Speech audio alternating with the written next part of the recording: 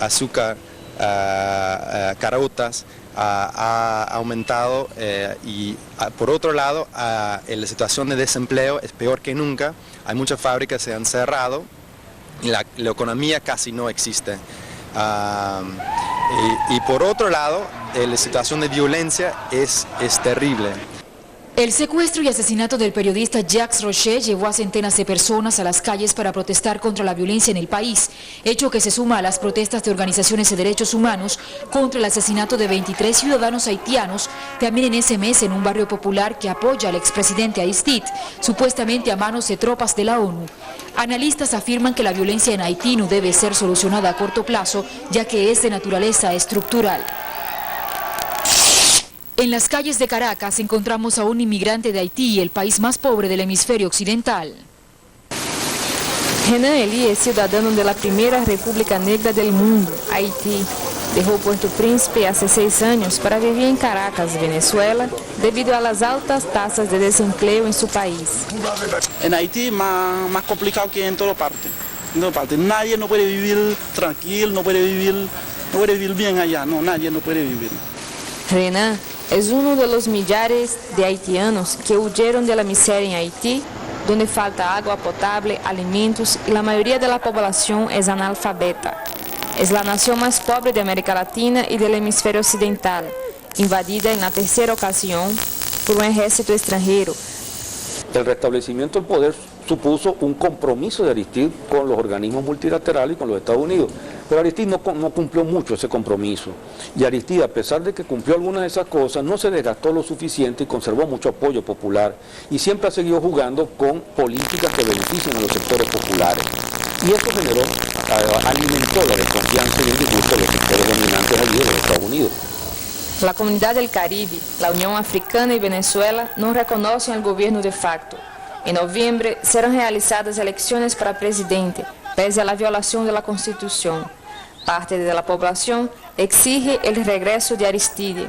Su modelo ahorita es una elección que permita sacar a Aristide del mapa, pues, del poder.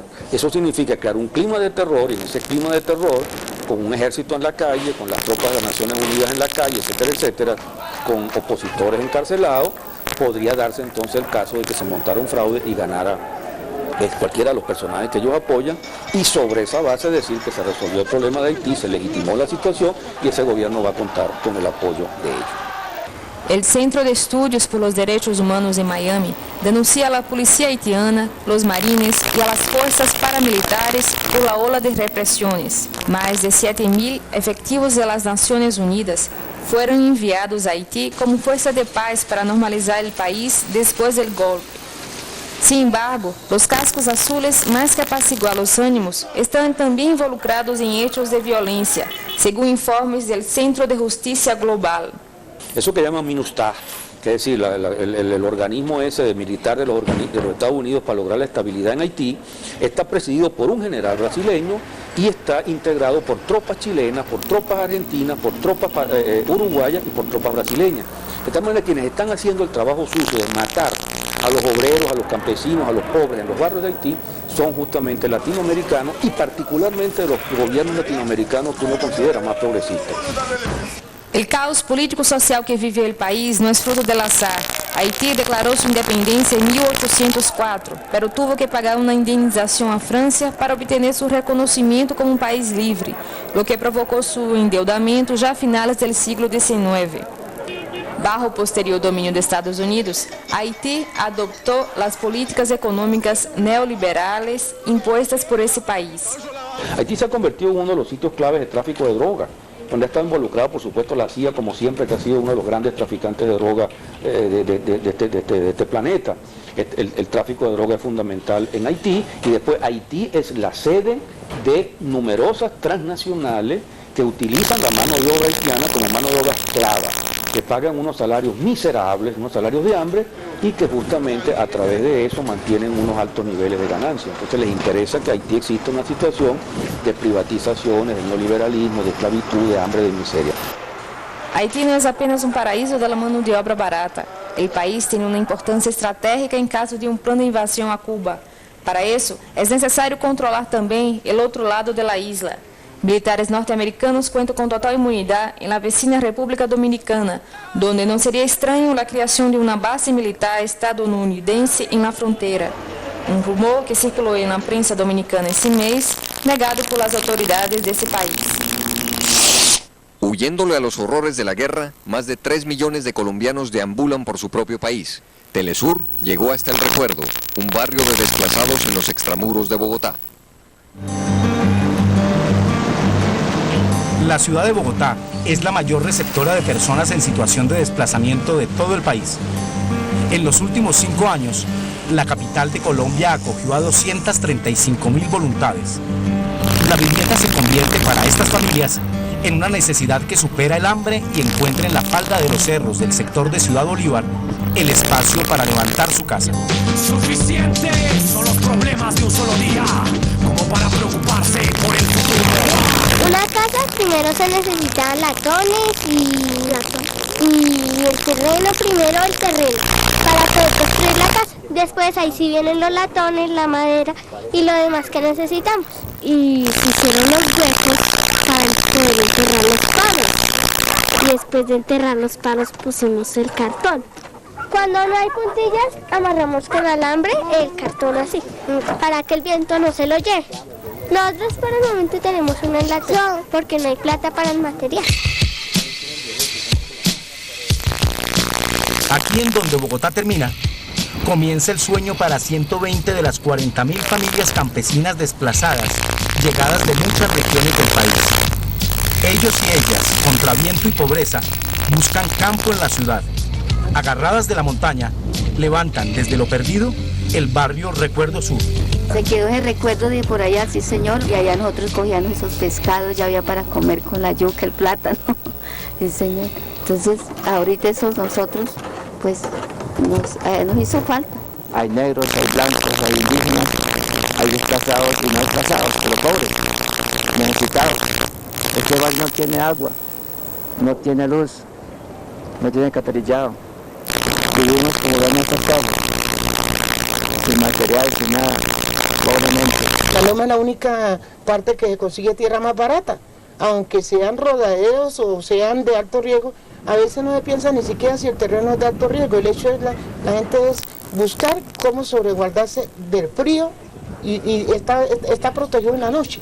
Que usted sabe que uno que no sabe de letras, pues hay que buscar más bien a la montaña y no hacia el centro, porque en el centro es para los estudiados, ¿cierto? Y por acá, pues para los que son analfabetas, ¿cierto? Miguel Ángel Apache y los 5 miembros de su familia tuvieron que dejar su tierra a causa del conflicto armado que vive Colombia. Para este indígena, como para el 1.400.000 personas en situación de desplazamiento, la vivienda se convirtió en una lucha silenciosa, solitaria y cotidiana. Aquí y ahora, la casa tiene que ser paroy. El paroy es un material que es liso, que es negro. Este es el que le extiende uno por encima para que no le entre el agua. Y por eso se llama la palabra paroy, porque eso no se aguanta sino para hoy, para los otros días, quién sabe, porque el viento lo rompe. Se lucha contra el viento, toca como bregar a ir tapando por ahí para que no haga tanto frío adentro. Estoy con esta cartulina, no sé cómo se llama esa cartulina. Y con cartón, porque nosotros los pobres nos toca así, como somos desplazados. Sí, dicen nuestros padres abuelos, meter en cuando sea la cabeza, en cuando los pies queden afuera. Eso mismo sucede con los recursos que el Estado le asigna a esta población. Una persona desplazada recibe en promedio cada día 30 centavos de dólar, lo que evidencia la precariedad de la política oficial frente al tema. No hay una capacidad para afrontar esta problemática, se están creando dificultades en el orden de vivienda, de educación, de salud que no alcanzan a ser resueltas. No estoy pidiendo que me regalen, sino que me paguen el derecho que me hicieron perder en mi tierra, y a todos los compañeros que se encuentran acá están en la misma situación. Mientras se está invirtiendo en un gran arsenal en lo que tiene que ver con la guerra y en otro tipo de cosas como aspectos burocráticos, y lo que tiene que ver con población desplazada está totalmente descuidado. Es un esfuerzo mucho más grande que el del pasado, pero cuando la población desplazada dice que es insuficiente, tiene toda la razón. todavía nos vamos a gastar varios años para dar respuesta satisfactoria. Mientras esta respuesta no se traduzca en una verdadera voluntad política para tratar integralmente el problema del desplazamiento y la crisis humanitaria, Yuri, como todos los niños, niñas y sus familias, seguirán construyendo en la montaña sueños en casas de papel mientras se aferran al recuerdo sur. Si Dios quiere, que se llene esto más, porque si se llenara no había mucho bien. Vamos a esperar a ver, porque ahorita pues no hemos estrenado todavía la casita. Esta la estamos haciendo. Al sur del continente, 400 marines llegan a Paraguay con total inmunidad. Los movimientos sociales paraguayos alertaron sobre la presencia militar extranjera en el país, respaldada por el gobierno nacional. El Congreso aprobó el ingreso de 400 marines con total inmunidad, permiso de libre tránsito y permanencia hasta diciembre de 2006. Paraguay no podrá investigar los delitos que cometen las tropas y no podrá demandar a Washington ante la Corte Penal Internacional. Nadie duda entre los expertos regionales que estas tropas incursionarán sobre la zona de la Triple Frontera, lugar elegido por Washington hace tiempo para instalar un asentamiento militar. Llama la atención que esta zona abriga el acuífero Guaraní, la reserva más grande de agua dulce en el mundo. Voceros de la Comisión de Defensa del Senado explicaron que Estados Unidos es un aliado de Paraguay y entre aliados hay que defenderse. Durante la dictadura de Alfredo Stroessner, Paraguay foi um importante centro virtual da Operação Condor, plano elaborado por la CIA para desestabilizar processos revolucionários en el cono sur de América.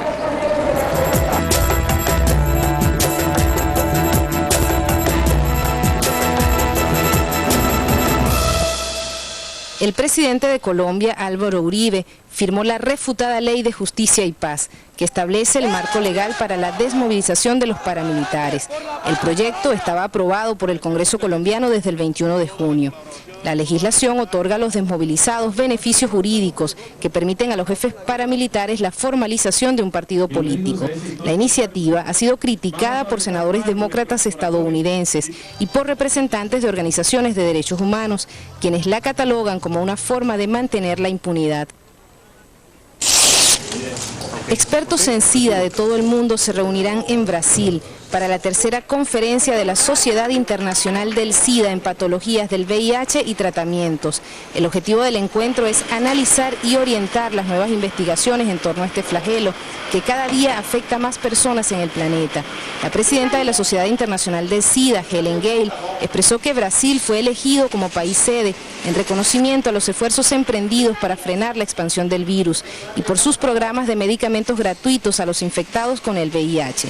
Brasil ocupó recientemente la primera plana de los diarios al amenazar con romper la patente de medicinas importadas, las cuales, según las autoridades, son demasiado costosas para los enfermos de SIDA y pueden ser fabricadas a menor costo por laboratorios del gobierno.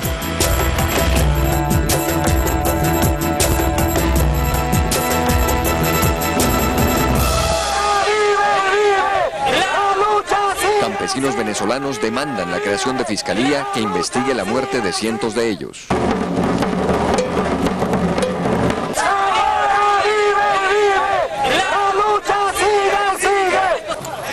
El asesinato de 130 dirigentes agrarios desde la aprobación de la Ley de Tierras en diciembre del 2001 promovió la movilización de movimientos campesinos e indígenas en Venezuela. El supuesto dueño de la tierra donde estamos nosotros, que se llama Adelino Fernández Marín, es el que mandó a matar a estos campesinos porque verdaderamente ya por el Estado Zulia el sicariato y el terrorismo ya se desbordó ya. Los campesinos denunciaron que están siendo sitiados por sicarios pagados por los terratenientes. Me quemaron mi casa y me quemaron mis tierras, me robaron todo, lo que no me quemaron me lo robaron. Por apoderarse de mis tierras.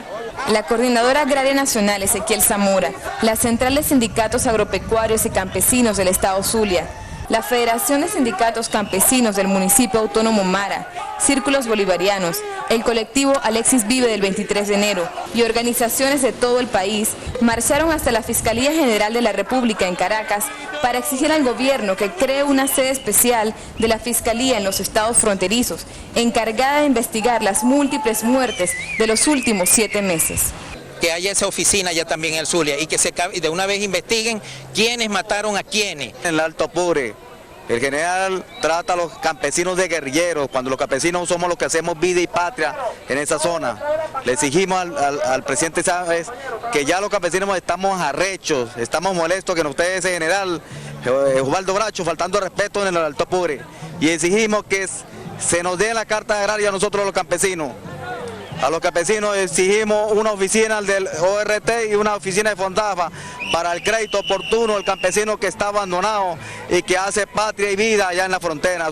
Antonio Albarrán, ministro de Agricultura y Tierras, marchó con los campesinos en defensa de la ley de tierras. Han asesinado por lo menos 130 campesinos en lo que va a la aplicación de la ley de tierra. Y por honor a Zamora y honor a nuestros campesinos, hoy decimos no a la impunidad y no al sicariato y no al paramilitarismo en el campo venezolano. Estamos decididos a aplicar la ley de tierra y tenemos una instrucción del comandante Hugo Chávez como presidente de la República Bolivariana de Venezuela que no quede ni un latifundio en la faz de la tierra venezolana y así se cumplirá. Los manifestantes señalaron estar gravemente afectados por la reventa de gasolina al triple de su precio real y denunciaron la burocracia en el Instituto Nacional de Tierras. Surgen vías de solución frente a los problemas energéticos de países del Caribe. Los pequeños países del Caribe que históricamente han enfrentado dificultades económicas para acceder a la energía, ven en Petrocaribe una opción esperanzadora. Estamos preocupados, sobre todo por ustedes, nuestros vecinos del Caribe, los países que no producen petróleo, que viven de importar petróleo, problemas energéticos. Dominicana tiene graves problemas energéticos y a pesar de que hemos querido ayudar, hasta ahora ha sido muy poca la ayuda. Queremos hacer una ayuda efectiva. La iniciativa fue concebida de acuerdo con el proyecto de Alternativa Bolivariana para las Américas, ALBA. La meta de Venezuela, poseedora de las reservas de crudo más grandes del mundo, es demostrar que la cooperación puede imponerse a la competencia. Y la esperanza de las 14 naciones caribeñas que respaldan la creación de Petrocaribe es contrarrestar de manera efectiva las constantes alzas en el precio de los hidrocarburos. Nosotros importamos diariamente 165.000 barriles de petróleo. Importar cualquier componente energético significa erogación de divisas y a nosotros las divisas nos vienen más bien por la vía del turismo, de manera pues que hay una situación de debilidad extrema, diría yo, para poder sostener cualquier modelo de desarrollo económico en la República Dominicana. En el camino hacia una integración solidaria, Petrocaribe pretende garantizar el acceso a la energía a un precio justo y razonable, visionando además ventajas sociales, tecnológicas y culturales para sus suscriptores. Entre los beneficios específicos que recibirán los miembros de Petrocaribe se destacan las facilidades de financiamiento con periodos de pago de 25 años e intereses de 1% con un año de gracia, entre otros elementos. Dentro de una concepción de complementación económica mediante la cual nuestro país provee aquellos recursos que son excedentarios y a su vez puede obtener recursos excedentarios de otros países que cubren requerimientos nuestros. Esa es la concepción sustentada en una visión de complementación más que en una visión de competencia, que generalmente ha sido el mayor impedimento para un proceso sano de integración. Esto será posible gracias a la eliminación de la cadena de intermediarios entre el país productor y los pequeños consumidores del Caribe. Bajo la tutela de esta propuesta de solidaridad compartida, se dispuso la constitución de un fondo que permita iniciar de inmediato el proyecto. Para ello, Venezuela aportará $50 millones. La función de coordinar el suministro y transporte de hidrocarburos destinados al consumo de los países de la región será tarea de una nueva filial de la empresa de petróleos de Venezuela S.A., PDV Caribe.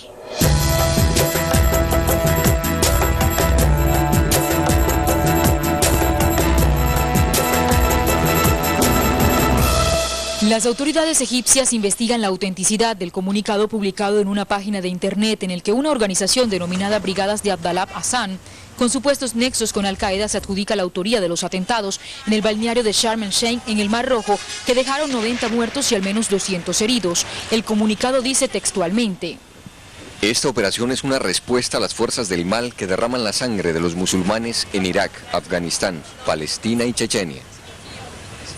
Esta misma organización se atribuyó en octubre del año pasado la autoría del atentado en la ciudad de Taba, en la península del Sinaí, en el que murieron 34 personas, la mayoría de ellas israelíes. La Organización de las Naciones Unidas envió 16 toneladas de comida a Nigeria en el continente africano para hacer frente a la falta de alimentos que afecta al país debido a la intensa sequía y a una plaga de langostas que en el 2004 arrasó con las cosechas. Organizaciones no gubernamentales que trabajan en el tema dijeron que se necesitan por lo menos 23.000 toneladas de comida para darle solución al problema. La situación es tan grave que las familias están alimentando a sus hijos con grama y hojas de árboles para tratar de mantenerlos con vida. En las últimas 2 semanas, 20 niños murieron de hambre.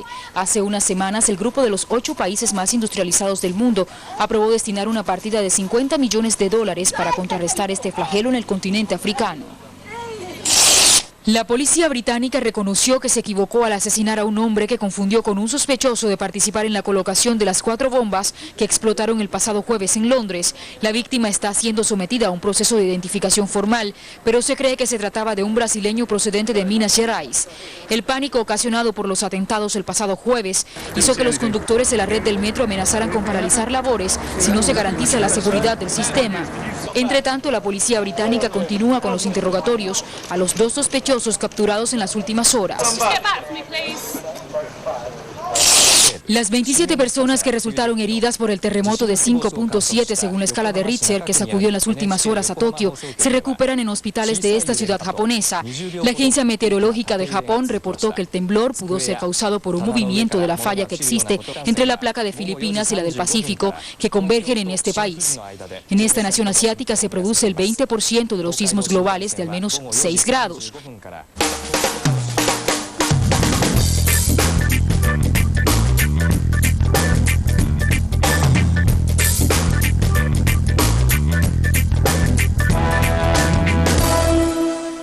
Dirigentes deportivos dicen que ya es hora de que los Olímpicos vuelvan a América Latina.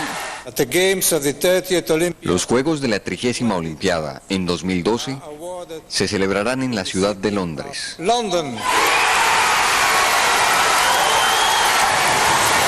La elección de Londres como anfitriona de los Juegos Olímpicos del año 2012 abrió camino al júbilo en el Reino Unido, a la desilusión en el resto de los países que aspiraban la sede y a las reflexiones en torno a los criterios de selección utilizados por el Comité Olímpico Internacional. Para el viceministro venezolano de Deportes, Eduardo Álvarez, Inglaterra, por estar involucrada en la intervención a Irak, no cumple con los valores olímpicos de la amistad entre los pueblos, un factor que a su juicio debe prevalecer a la hora de decidir qué país albergará la cita deportiva. Eso debe ser un premio que se debe dar a los países que lleven la bandera de la armonía, de la unión, de la integración, de la paz, de la solidaridad. La capital inglesa se adjudicó la sede de las Olimpiadas tras vencer a Madrid, Moscú, Nueva York y París en la fase final de un proceso de selección de 2 años, que arrancó en julio de 2003 con 9 candidaturas, entre las que figuraban Río de Janeiro y La Habana. Ambas ciudades se quedaron en el corte del Comité Olímpico Internacional en mayo de 2004, y Latinoamérica sigue esperando la oportunidad de albergar los Juegos por segunda vez en la historia, después de México 68. En opinión del ministro cubano de Deportes, Humberto Rodríguez, América Latina y el Caribe deben seguir esforzándose para convencer a las autoridades olímpicas. Que junto, en representación de nuestros países, sea esta también una posibilidad futura a alcanzar.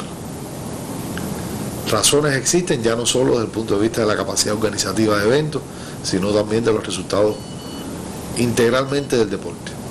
Londres cuenta ahora con 7 años para organizar la tercera Olimpiada de su historia. América Latina abre un proceso de espera de una década de cara a la elección de la sede de 2016, mientras el movimiento olímpico se concentra en los Juegos de Pekín 2008, con la esperanza de que prevalezcan los valores olímpicos y deportivos sobre los intereses políticos y comerciales. Venezuela cumplió con los pronósticos que le daban un claro favoritismo frente a Colombia, Ecuador y Perú en la eliminatoria para el Mundial de Voleibol Masculino Japón 2006. Los venezolanos pasaron su examen más duro el primer día del torneo disputado este fin de semana en Caracas, al superar a la selección colombiana. Tras un modesto primer partido entre Ecuador y Perú y un lucido acto inaugural, los 2 seleccionados más fuertes de la eliminatoria ofrecieron un espectáculo vibrante durante 4 sets. En el primero, Venezuela se impuso 25-21 con efectivo bloqueo y certeza en el ataque. Colombia dominó la segunda manga 25-23 con implacables remates y una defensa que dejó poco margen a los atacantes venezolanos. En el tercer y cuarto set, la Vinotinto hizo valer su condición de equipo de nivel mundial y tomó el control del partido para ganar por 25-21 y 25-23 respectivamente. Si Venezuela ratificó su superioridad en la región andina, Colombia también dio muestras del desarrollo alcanzado con el apoyo de técnicos cubanos, lo que a decir del capitán venezolano Bernardo Harry Gómez, da para pensar que las ventajas en el voleibol suramericano se están acortando. De esta manera, Venezuela se sumó a Argentina y al vigente campeón del mundo, Brasil, como representantes de América del Sur en la cita mundial del próximo año.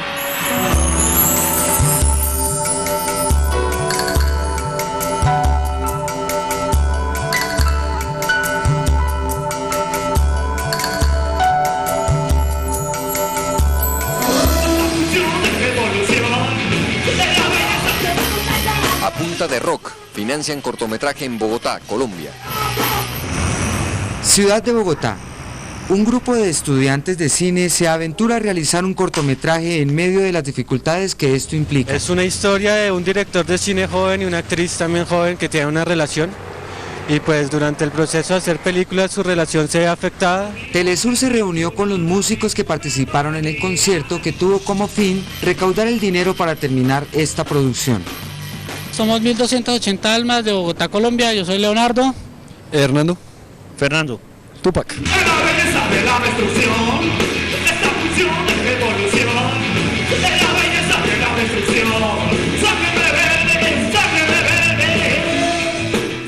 Y somos Odio a Botero, amiguitos.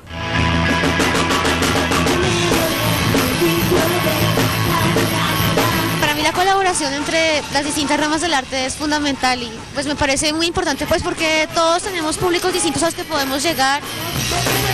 Se reúnen entonces jóvenes promesas de la música y el cine colombiano para cristalizar el sueño de llegar al público.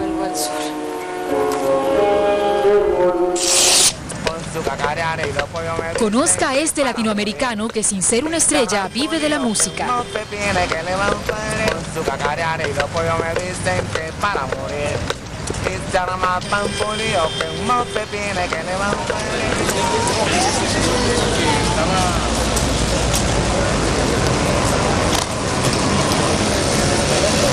Yo me llamo Julio Montaño y esto la verdad es que sí, vengo de Nariño, soy colombiano, soy de madre colombiana y de padre cubano. Y este es mi son, este es mi mambo, este es mi cariño para vivir aquí en Bogotá.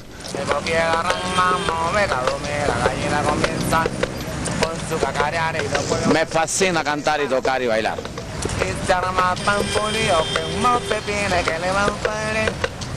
Salsa, son, lo que tú quieras en la música del Caribe. Sí, le tengo boleritos a la gente para un día lunes, que viene la gente llegando de una fiesta y yo canto unos boleros. El día martes le puedo tirar algunos sones suaves y voy acelerando poco a poco ya al final de la semana con sabor, con guaguancó, con una rumba y una descarga muy bonita. Vamos, vamos. Bueno, viene de Gran Combo hasta Ricardo, Ismaelo, viene Oscar de León, viene la salsa de Caribe y de Puerto Rico. Ahora vengo yo, vaya, ahora vengo yo, ay nada. Y es que esto es cultura, esto es arte, esto es vida. Esto es salud para la mente, el alma y el corazón. Gracias, caballeros, señorita, muchas gracias a la dama, a usted, mi amigo, que nos puede ayudar. Ahora vengo yo. ¿Cómo estás? Ahora vengo yo.